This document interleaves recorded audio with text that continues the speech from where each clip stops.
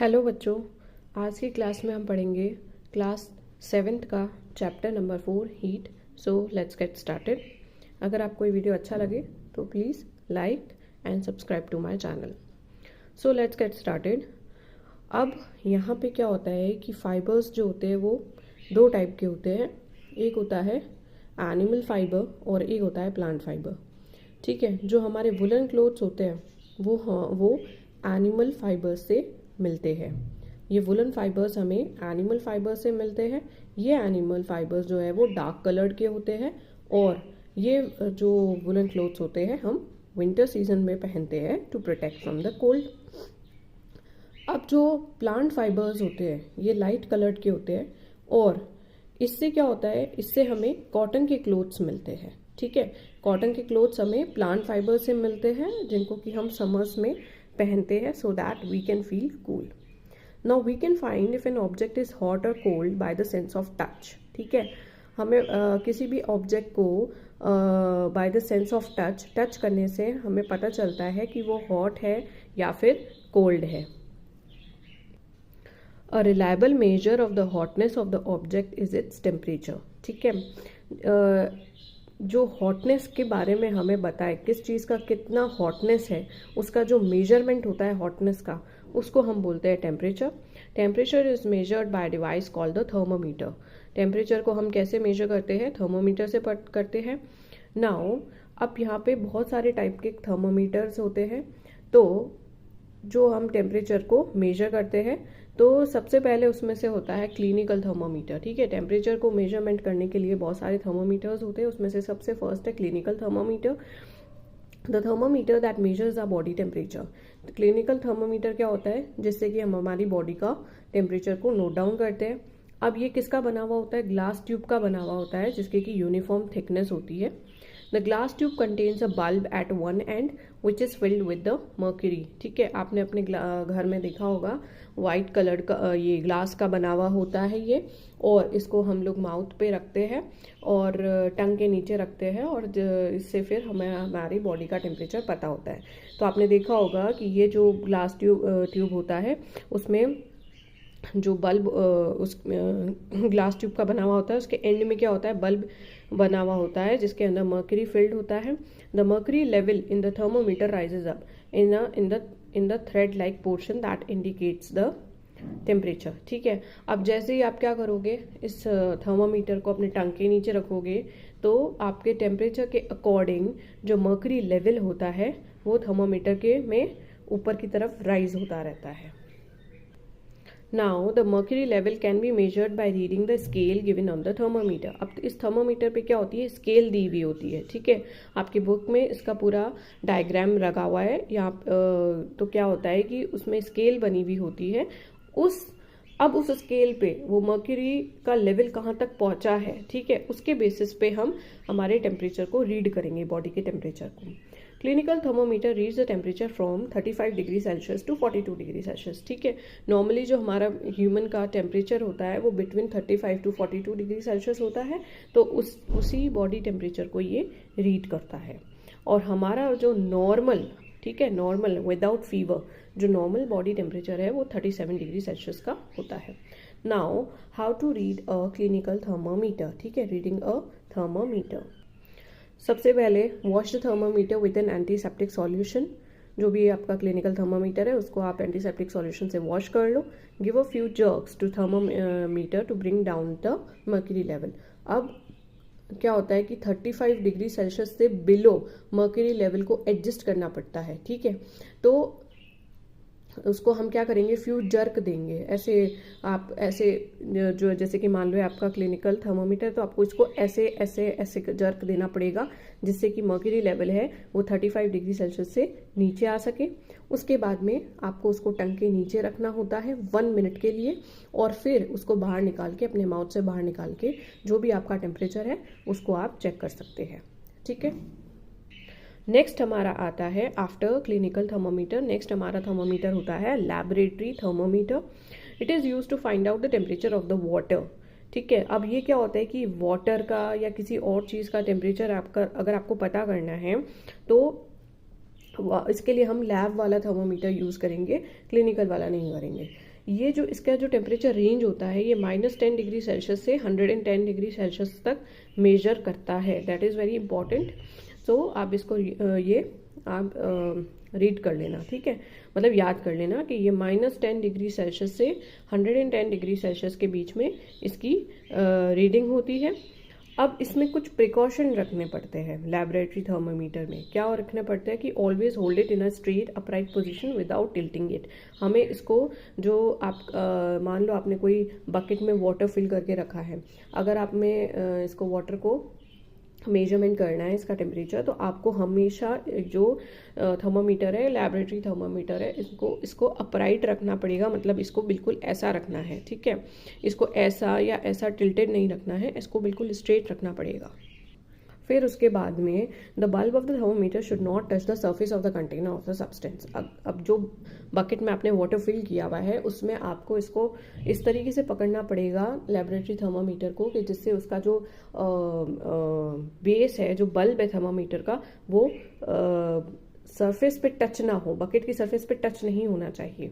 The bulb of the thermometer should be completely immersed. और उसके बाद में जो थर्मामीटर का बल्ब है वो बिल्कुल पानी में डूबा हुआ होना चाहिए।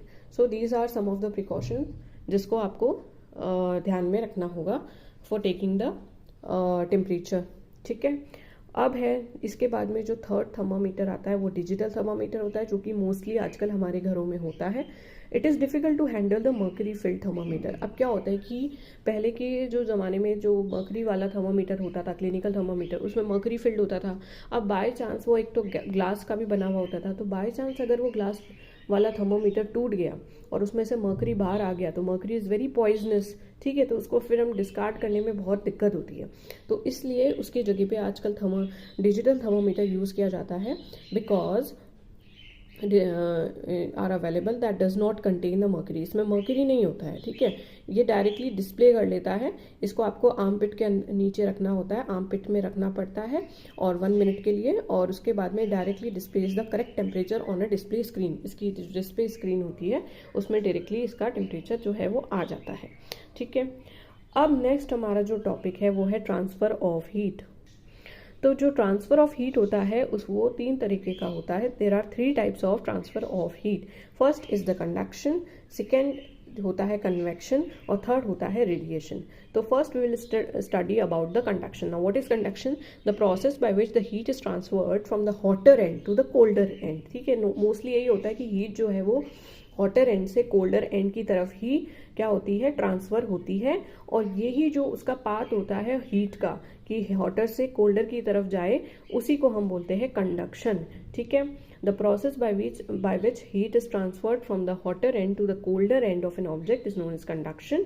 और ये जो कंडक्शन होता है ये हमेशा सॉलिड में ही होगा, ठीक है, ये लिक्विड या गैस में नहीं होता है। कंडक्शन हमेशा किस में होगा? सॉलिड में होगा, ठीक है।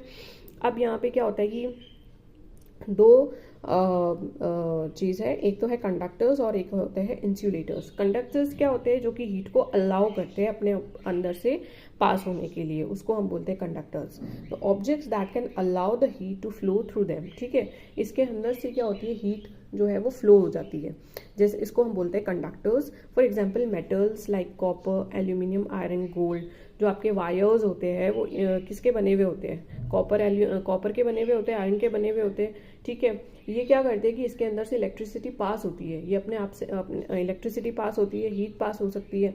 तो इसलिए जो वायर्स होते हैं वो इसी मेटल्स के बने हुए होते हैं, ठीक है। अब ऐसे जो इंसुलेटर्स होते हैं वो क्या होते हैं? अपने आप अंदर से हीट को अलाउ नहीं करते पास करने के लिए, ठीक है। जब मान लो आपने कोई फ्राइंग पैन चढ़ाया हुआ है, ठीक है, गैस पर, तो जो अगर वो आपका फ्राइंग पैन कॉपर का बना है, एल्यूमिनियम का बना है, या फिर कोई भी मेटल का बना हुआ है, तो वो तो गर्म होगा। क्यों होगा? क्योंकि वो अपने अंदर हीट को अलाउ करता है पास करने के लिए। नीचे से वो गर्म होना स्टार्ट होएगा और फिर वो पूरा का पूरा धीरे धीरे जो आपका पूरा जो कंटेनर है वो गर्म हो जाएगा। Why? Because it is allowing the heat to pass through them. अब आपने उसके हैंडल्स देखे होंगे, वो हैंडल किसके बने हुए होते हैं? जो है या तो वुड के बने हुए होंगे, ठीक है, या तो प्लास्टिक के होंगे। क्यों? क्योंकि जब आप उसके हैंडल को पकड़ के उसको पैन को नीचे रखते हो ना, क्योंकि वो गर्म नहीं होते हैं. वो गर्म क्यों नहीं होते हैं? Because they don't allow the heat to pass through them. That is why they are known as the insulators. Okay, the objects that don't allow the heat to pass through them are the poor conductors of the heat and they are known as the insulators. Okay, now हमारा जो next topic है वो है convection. हमने अभी एक तो transfer of heat जो होता है उसमें हमने क्या पढ़ा था, कंडक्शन पढ़ लिया था. अब होता है convection. Now what is convection? The mode of transfer of heat from the hotter part of the liquid or the gas to its colder part of by movement of the liquid or the gas itself is known as convection. अब हमने जो conduction में पढ़ा था कि जो conduction होता है वो किस में होता है? सॉलिड में होता है. ठीक है, अब ये कन्वेक्शन किस में होगा? लिक्विड और गैस में होएगा. ठीक है, तो यही जो mode of transfer of heat होती है, जब ये लिक्विड या तो फिर गैस में होती है तो उसको हम बोलेंगे कन्वेक्शन. वहाँ पे जो mode of transfer of heat है वो सॉलिड में था कंडक्शन में. यहाँ पे mode of transfer of heat किस में है? लिक्विड और गैस में है, कन्वेक्शन में. ठीक है, अब इसके लिए हमने क्या कर लिया, एक एक्सपेरिमेंट के थ्रू इसको हम समझते हैं कि कन्वेक्शन होता कैसे है. Take a beaker and fill it with the water. ये बीकर ले लिया, इसको वाटर से फिल कर दिया, इसके नीचे कैंडल लगा दी इसको हीट करने के लिए. The water near the flame gets hot. अब यहाँ वाला पहले जो यहाँ वाला नीचे वाला जो पानी होगा वो क्या होगा? गर्म होना स्टार्ट होएगा. ऊपर वाला नहीं होएगा, पहले नीचे वाला होएगा और फिर जैसे जैसे वो हॉट होता रहेगा वो ऊपर की तरफ जाएगा. ठीक है, यहाँ से ये ऊपर जा रहा है हॉट वाला पानी और जो कोल्डर वाला पानी है, जो ठंडा पानी है, वो यहाँ से नीचे आएगा इसकी स्पेस को भरने के लिए. ठीक है, तो इसी को हम क्या बोलते हैं? कन्वेक्शन बोलते हैं. जो हॉटर वाला पानी है वो कहाँ जाएगा? हॉट हुआ हुआ पानी है वो ऊपर जाएगा और जो कोल्ड वाला पानी है, जो ऊपर का जो पानी है वो कोल्ड है तो वो फिर नीचे आएगा. ठीक है, the cold water from the sides move down towards the source of the heat and this water also gets heated and rises. और फिर ये भी पानी फिर क्या होगा? हॉट होना स्टार्ट होएगा और ये प्रोसेस तब तक चलता रहेगा जब तक कि पूरा का पूरा पानी जो है वो गर्म ना हो जाए. ठीक है, इसी तरीके से जो हमारा पानी है वो बॉईल होता है, हॉट हीटेड अप होता है. जो आप कोई भी गैस पे बर्नर रखते हो पानी का, वो इसी तरीके से होता है. ठीक है, तो इसको जो this mode of heat transfer is known as the convection. इसके बाद में दूसरा एक और एग्जाम्पल है कन्वेक्शन का, जिसमें क्या होता है कि आपने कैंडल को आप लाइटन अप कर दो और अगर आप उस कैंडल के टॉप ऑफ द फ्लेम पर हाथ रखोगे तो वहाँ पे आपको ज़रूर गर्म लगेगा. ठीक है, पर अगर आप उस फ्लेम के साइड में, जैसे कि ये फ्लेम है, ठीक है, यहाँ पे हाथ रखोगे तो आपको हॉट लगेगा. पर अगर आप यहाँ पे और यहाँ पे हाथ रखोगे तो आपको इतना हॉट नहीं लगेगा जितना कि यहाँ लग रहा है. ठीक है, क्यों हो रहा है ये? क्योंकि जो हमने अभी कन्वेक्शन में पढ़ा कि जो ऊपर का जो पार्ट होता है वहाँ पे क्या होता है, हीट है वो ऊपर की तरफ जा रही होती है. ठीक है, इसलिए यहाँ का जो पार्ट होता है वो गर्म होना स्टार्ट होता है. हीट यहाँ पे और यहाँ पे नहीं जाती है, यहाँ पे कन्वेक्शन नहीं होता है, कन्वेक्शन यहाँ होता है. Light a candle towards the top of the air gets heated by the convection. Okay, towards the top the air gets heated by convection. Therefore the hand above the flame feels hot and on the side the hand doesn't feel as hot as the top. The transfer of the heat by convection can take place only in the liquid and the gas में. यहाँ पे convection जो है वो सिर्फ liquid और gas में होगा, solid में नहीं होगा. क्यों नहीं होगा? क्योंकि liquid और gas में जो particles होते हैं वो freely move करते हैं. solid में movement नहीं होती है particles की, we all know that. तो लिक्विड और गैसेस में पार्टिकल्स की मूवमेंट होती है, इसीलिए जो mode of transfer of heat है वो कन्वेक्शन कहलाता है यहाँ पे. ठीक है, अब कन्वेक्शन का एक और एग्जाम्पल है sea breezes and the land breezes. Now what are these? Let's get started. The blowing of the sea breeze and the land breeze occur due to the convection of the heat in the air. अब इस चीज़ को हम समझते हैं. ये क्या होता है? जो कोस्टल एरियाज होते हैं, कोस्टल एरियाज कौन से होते हैं? जहाँ पे जो बीचेस वाले जो एरियाज होते हैं, जहाँ बीच होते हैं, ठीक है, वहाँ पे क्या होता है कि डे टाइम पर जो लैंड है वो तो गर्म हो जाती है as compare to the water. Land जल्दी से गर्म हो जाती है. ठीक है, आपने बीचेस पे जाकर के देखा होगा कि जो आप कुछ देर आप मिट्टी में बैठे रहोगे तो वहाँ पे आप बहुत जल्दी से क्या हो जाओगे, हॉट लगने लगेगा आपको. और जब आप पानी में जाओगे तो वो इतना हॉट नहीं होता है as compare to the land. Land तो बहुत हीटेड होती है वहाँ की, और बीच का जो पानी होता है वो इतना गर्म नहीं होता है, वो ठंडा होता है ड्यूरिंग द डे टाइम. ठीक है, the air over the land becomes hotter and rises up. अब इस वजह से क्या होता है कि ये जो लैंड है इसकी ये हॉट होना स्टार्ट हो गई सन की वजह से। इसके बाद क्या होगा कि यहाँ की जो एयर होती है लैंड की वो हीटेड अप होने लग गई और स्काई में चली गई, और फिर जो कूलर एयर है from the sea rushes in towards the land to take its place, और जो कूलर एयर है वो वापस लैंड की तरफ चली गई। हॉटर एयर तो जा रही है ऊपर की तरफ, और जो कूलर एयर है वो कहाँ जा रही है, लैंड की तरफ। The warm air from the land move towards the sea to complete the cycle and the air from the sea is called the sea breeze. अब यहाँ से जो एयर लैंड की तरफ जाएगी इसको हम बोलते हैं सी ब्रीज, ठीक है। अब क्या होता है कि at night it is reverse. अब नाइट में क्या हो जाता है, इसका जस्ट ऑपोजिट हो जाता है। The water cools down slowly than the land. अब वाटर जो है, जो हीटअप हुआ था वो बहुत क्या होता है, धीरे धीरे होता है। ठंडा जो है वो बहुत धीरे होता है as compare to the land. Land जितनी जल्दी गर्म हुई थी उतनी जल्दी ठंडी भी हो जाती है। Land cools up more than the water, ठीक है। अब यहाँ पे लैंड जो है वो जल्दा ठंडी हो गई, सी जो है वो हॉट है, तो हॉट वाला जो है वो वापस कोल्ड की तरफ जाएगा और कोल्ड वाला जो है वो सी की तरफ जाएगा। जस्ट इसका रिवर्स है। यहाँ पे हॉट जो है वो लैंड थी तो यहाँ से यूं जा रहा था, और कोल्ड सी जो है वो कोल्ड थी तो यहाँ से यूं जा रहा था। अभी नाइट में क्या है, सी हॉट है और लैंड जो है वो कोल्ड है, तो लैंड की हवा जो है वो सी की तरफ जाएगी और सी की हवा जो है वो लैंड की तरफ जाएगी, ठीक है। The air from the land is called the land breeze. जो लैंड से जो हवा होती है वो कहाँ जाती है, सी की तरफ जाती है। The air from the land is called the land breeze. जो हमारा नेक्स्ट टॉपिक है वो है radiation. Now what is radiation? इस रेडिएशन में क्या होता है, ट्रांसफर ऑफ हीट तो होता है, बट यहाँ पे कोई मीडियम नहीं होता है, ना सॉलिड होता है, ना लिक्विड होता है, ना गैस होता है। अभी तक हमने पढ़ा था कंडक्शन में मीडियम क्या होगा, सॉलिड होगा। कन्वेक्शन में मीडियम क्या होता है, लिक्विड होता है या तो गैस होती है, ठीक है। हमने दोनों कन्वेक्शन में हमने दोनों पढ़ लिए थे कि लिक्विड में कैसे होता है, आपने गैस पे बर्नर रख दिया वाटर का और फिर कैसे उसका mode of transfer of heat हुआ। फिर हमने लैंड ब्रीज और सैंड ब्रीज देखा जो कि गैसेस में, ठीक है, एयर में कैसे होता है कन्वेक्शन, उसके बारे में पढ़ लिया through the land breeze and the sea bridge. Now will study about the radiation, जिसका कि कोई मीडियम नहीं होता है, वैक्यूम में होता है रेडिएशन। ट्रांसफर ऑफ हीट किस में होता है, वैक्यूम में। Transfer of heat in the form of waves is called the radiation. Sun's heat reaches the earth surface through the radiation. जो सन की हीट अर्थ तक पहुंचती है वो रेडिएशन के थ्रू पहुंचती है। Every hot object radiates some of the heat, ठीक है। जो भी हॉट ऑब्जेक्ट होगा वो अपने आसपास क्या करेगा, हीट को रेडिएट करेगा। कोई गर्म तवा होता है या गर्म पैन होता है, अगर आप उसको नीचे रख दोगे तो उसके आसपास, बिल्कुल उसके पास की जो एयर होती है वो भी क्या होती है, थोड़ी सी वार्म होती है। क्यों? क्योंकि उसमें से अंदर से हीट निकल रही होती है, रेडिएट हो रही होती है, ठीक है। Therefore an object gets heated just by being near to a hot object, ठीक है। Radiation does not require any medium. यहाँ पे कोई मीडियम नहीं होता है for the transferring of the heat. इसका एग्जाम्पल है रूम हीटर।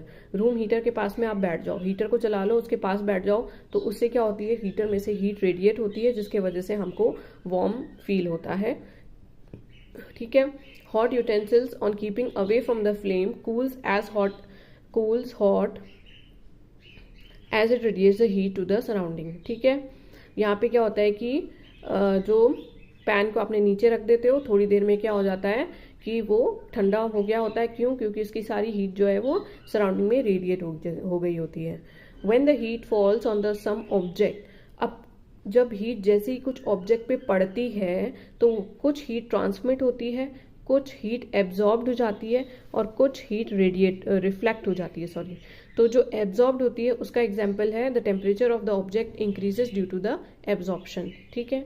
और रिफ्लेक्टेड का एग्जाम्पल है we use the umbrella in the hot summers. हम हॉट समर्स में अम्ब्रेला क्यों यूज़ करते हैं? क्योंकि जब हम अम्ब्रेला यूज़ करते हैं तो जो सन की हीट हम पे पड़ती होती है हमारे अम्ब्रेला पे, वो वापस से क्या हो जाती है, रिफ्लेक्ट बैक हो जाती है, जिसके वजह से हमको अम्ब्रेला के नीचे क्या होता है, धूप नहीं लगती है, हीट अप नहीं लगता है, ठीक है। Now the last topic is the kinds of the clothes we wear in the winter and the summer. अब हम विंटर्स में और समर्स में कैसे कपड़े पहनते हैं? Dark surface absorb more heat. हमें पता है, ये बिल्कुल नॉर्मल सी बात है कि जो डार्क कलर के कपड़े होते हैं वो ज़्यादा हीट को क्या करते हैं, एब्जॉर्ब करते हैं, therefore we feel hot. And keeps us warm. और हम दिन में क्या करते हैं, लाइट कलर के कपड़े इसलिए ही पहनते हैं क्योंकि क्या होता है कि दिन में गर्मी होती है और हीट को रिफ्लेक्ट करना होता है, इसलिए हम लोग दिन में लाइट कलर के कपड़े पहनते हैं during the summer season. Okay, now how do woollen clothes keeps us warm. अब ये एक इंटरेस्टिंग बात है कि वुलन कपड़े हमको वार्म कैसे रखते हैं, क्योंकि वुलन क्लोथ्स में क्या होता है, एयर जो होती है वो एब्जॉर्ब्ड जाती है, और एयर क्या होता है, बैड कंडक्टर ऑफ हीट होती है। मतलब बैड कंडक्टर ऑफ हीट मतलब वो हीट को अपने अंदर से अलाउ नहीं करती है, पास नहीं करती है, ठीक है, बाहर जाने के लिए, ठीक है। तो इसीलिए जब भी हम वुलन कपड़े पहनते हैं तो उसमें हीट रहेगी, एयर रहेगी, और एयर जो है हीट को बाहर नहीं जाने देती है। The woollen clothes are bad conductors of heat, therefore they don't allow the heat from the body to move out in the environment. As a result, the air present between the woolen clothes and our body becomes hot. ठीक है, तो वो अपने अंदर से उसको बाहर नहीं जाने देगी हीट को, air, and this process makes us feel warm. अब इसीलिए क्या होता है कि टू थिन ब्लैंकेट्स जो होते हैं वो ज़्यादा हीट प्रोवाइड करते हैं than one thick blanket, because air can be trapped between the two thin blankets. इसलिए बोला जाता है कि सर्दियों में कि हमको बच्चों को कपड़े जो है वो लेयर्स में पहनाने चाहिए, ना कि एक बड़ा सा स्वेटर पहनाना चाहिए, क्योंकि एक बड़ा सा स्वेटर पहनाएंगे तो वो इतनी ज़्यादा हीट को नहीं कर पाएगा, रोक नहीं पाएगा, जितना कि टू थिन स्वेटर्स को जो है वो अपने अंदर हीट को एब्जॉर्ब करके रखेंगे। क्यों? क्योंकि टू थिन स्वेटर्स के बीच में एयर प्रेजेंट होगी, और वो एयर क्या करेगी, हीट को एब्जॉर्ब करके रखेगी, जाने नहीं देगी, ठीक है, अपने अंदर से अलाउ नहीं करेगी उसको पास होने के लिए। इसके वजह से जो लेयर्स होते हैं स्वेटर्स के, वो हमको बच्चों को पहनाने चाहिए।